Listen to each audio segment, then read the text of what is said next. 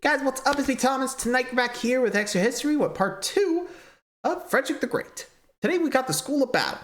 So last time, Frederick had a really rough life thanks to his father. So now, well, still enough to make sure no one can pick on him again.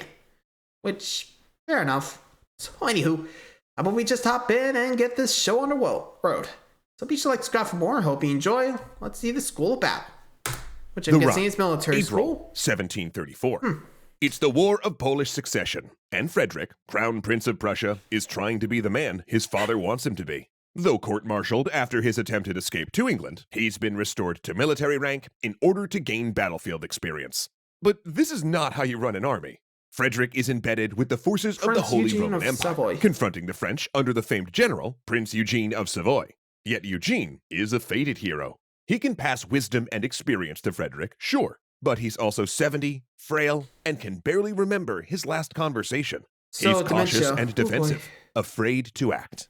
His body was still there, Frederick later observed, but his soul had gone. And the Imperial Army, well, it was weak, disorganized, and fractious. I could defeat this enemy, Frederick muses, and he would get his chance. For this terrorized prince was about to start a fire that would burn through Europe and the world. This ought to be fun. Let's go. Say, would you happen to want to watch the next episode of this series immediately after watching this one instead of having to wait a full week? Well, now with the new Nebula First, you totally can. Learn how to get access through the Curiosity Stream Nebula bundle after the episode. At the end of last week's episode, Frederick decided to play the role of the dutiful son, and wait until his ill father died. He submitted to a new regime of tutors that focused on making him masculine, agreed to marry a woman he detested, and went to war. But a strange thing happened. Frederick actually became a pretty good soldier. As colonel of a regiment, he developed a fascination with strategy, battlefield tactics, and leadership. And while he never truly saw any action during the War of Polish Succession, he acquitted himself honorably. When he returned, his father, Frederick William, now confined to a wheelchair by gout, reconciled with his son. Proud of Frederick's progress, he gave him a lakeside castle where he could indulge in artistic pursuits in private. Frederick and his wife, Elizabeth Christine, moved in, though in truth he largely kept clear of her. There, he read books, staged plays with friends, played the flute, set up a regular discussion group on military strategy, and recruited architects to expand his new home. It was the happiest time of his life, though he was. Actually, kind of wondering if he just, was okay with him and be or just try to make peace, considering the whole gout thing's not a soldier. He's just realized, oh god, I'm a piece of shit. Hey, Frederick, we got a house for you. You can just be you over there. I won't mind. I won't bother you. Yeesh. Harsh, but at least it's I'm not sure if this is him trying to reconcile, but anyway. Was clandestinely doing something else as well. Preparing to become king. See, some of those architects started quietly taking trips on his dime, studying opera houses in Italy and France. He also immersed himself in philosophical writing, producing his first book, The Anti-Machiavel, an idealistic refutation of Machiavelli's The Prince. In the book, Frederick argues in favor of an enlightened absolutist monarch who would provide a moral example to his people and keep them healthy and happy. He then sent the manuscript to the French philosopher Voltaire, who edited it and prepared it for anonymous publication. Though his identity did leak immediately, it would eventually become a bestseller, with readers hoping to gain a window into Frederick's mind. And perhaps the greatest insights could be found in a section on the type of wars he considered just. It contains some of the things you'd expect, such as defensive wars or wars of last resort, but also what Frederick called wars of interest. In such a war, a king realizes an enemy is going to declare war on him in the future and preemptively attacks them in order to gain the greatest military advantage. Was Frederick already considering the moves he'd make during his reign? Well, it's possible. Though by this time, he had become adept at keeping people at a distance, hiding behind a series of masks and personas that sometimes contradicted one another. And more often than not, he adopted the part of a misanthropic loner. Some historians see this as a survival tactic, a response to trauma, and an attempt to hide his sexuality. But it did mean that even for close friends and ministers, it was really difficult to get inside Frederick's head. So it's hard to say exactly how Frederick felt in May of 1740, when he got word that his father was dying. Rushing to the palace in Berlin, they had time for one last talk. And it turned out that while opposite on all else, their political ambitions aligned. Both dreamed of uniting the scattered territories of Brandenburg, Prussia, currently sprinkled through the Holy Roman Empire or embedded with Poland, and both thought their kingdom could be one of the great nations of Europe. Then, on March 31st, 1740, Frederick William died in the arms of the son he'd tormented. But Frederick wasn't left alone.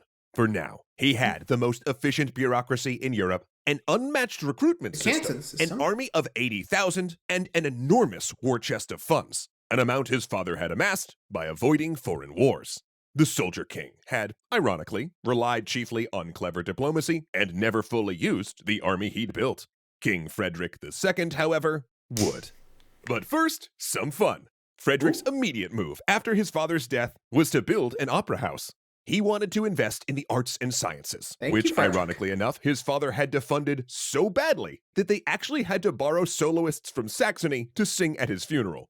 Next up, no longer requiring a wife to mollify his father, Frederick sent poor Elizabeth Christine to a palace outside Berlin. She wasn't even invited to his coronation. Instead, he brought an Italian philosopher who was likely his lover, and the pair followed it up with a foreign trip together where they met Voltaire. Then, with all of that out of the way, Frederick prepared for a war of interest. October 20th, 1740, Vienna. Charles VI, Holy Roman Emperor and sovereign of the Habsburg dominions, is dead. All his life, Charles had been terrified that he would only have daughters, and because the laws of the Habsburg dominions said women could not inherit, his scattered territories would fragment in a succession crisis when he died. To prevent this, he'd issued the Pragmatic Sanction of 1713, declaring that a woman could inherit the Habsburg lands, and he spent most of his reign trying to get his neighbors to agree to it. Good thing, too, since his daughter Maria Theresa proved his most viable heir. Ironically, a woman Frederick tried to marry when he was searching for a bride. Now that'd be an alternate history novel worth reading. Charles had essentially bankrupted Austria in trying to bribe the great states into accepting the Pragmatic Sanction, a document they immediately backed off of as soon as he was dead.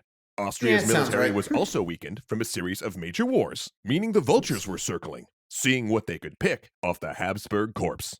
Of course, Austria also had something Frederick wanted: Silesia, a province that made up a third of Austrian revenue and sat right across the border from Brandenburg. But Frederick needed to make his move soon. Wait too long, and Saxony might take Silesia first, blocking Prussian expansion south. In 6 weeks, lightning speed in 18th century standards, Frederick had mobilized his army and crossed the border into Silesia. It was so easy. You know, actually, I'm kind of surprised. I mean, think about it. Frederick did what Napoleon would do back when he was, fighting against the other European nations. Just being on my marching. And by getting there fast enough, he was able to, land the spots. So, good on you, man. Way to go, Frederick. Anyway. Easy at first, so much so that he could not have imagined that this act would set in motion a chain of events that would bring bloodshed not just to Central Europe, but to places as far away as Senegal, Brazil, India, and the Philippines. The First Silesian War and the War of Austrian Succession had begun. Prussian forces were practically unopposed, sweeping up the lightly defended province and taking forts. But Maria Theresa, who would become Frederick's lifelong rival, raised an army and began to oppose him. And so, Frederick II fought in his first battle. Molwitz, April 10th, 1741. As the Austrian cavalry comes at his right flank, Frederick realizes his mistake. He'd tried to run this battle like an exercise, like he was drilling troops. When they'd come upon the Austrians, they could have simply charged into the smaller, unready army, but instead, he'd formed up, putting his grenadiers between his cavalry, like the great Swedish king Gustavus Adolphus did in the 30 Years' War, a formation that would let the infantry murder cavalry with shots before his own mounted troops could countercharge. A battle plan out of a history book. It isn't working. Instead, the Austrian horse crashes into the right wing of his army and envelops it. His cavalry are standing still when the charge connects. The units mix in a battle of swords and pistols. And Frederick's in the thick of the fighting. It's confused and bloody. There's driving snow and fog, and both sides have white uniforms. The Prussian infantry and artillery keeps firing into their own ranks, mistaking comrades for the enemy. And the Prussian cavalry are starting to rout. Gustavus Adolphus, he thinks. Oh God, This is how Gustavus Adolphus died, mixed with the enemy, lost in fog. Suddenly, a man grabs his reins. It's his Come general. on. He tells Frederick to flee the field. The battle seems lost, and if he falls, Prussia will too, for he has no heir. So Frederick turns his great charger and bolts toward the nearest town. And he doesn't see that behind him, while his cavalry has broken, the well-drilled Prussian infantry starts to move across the field like solid walls, firing Nice. in steady volleys, driving off the Austrian cavalry attack. It is Frederick's first battle, and he's running away. But his infantry, the great gift from his father, will stand and fight. Oh man. Yeesh. I mean, fair enough trying to run, but oof. Probably not gonna live that down in court. Just, I think. I don't know, but anyway, he's gonna forge his legacy next time, so we'll see then. Soon enough, actually. So, hope you guys enjoyed. Till next time, like, subscribe for more. See ya.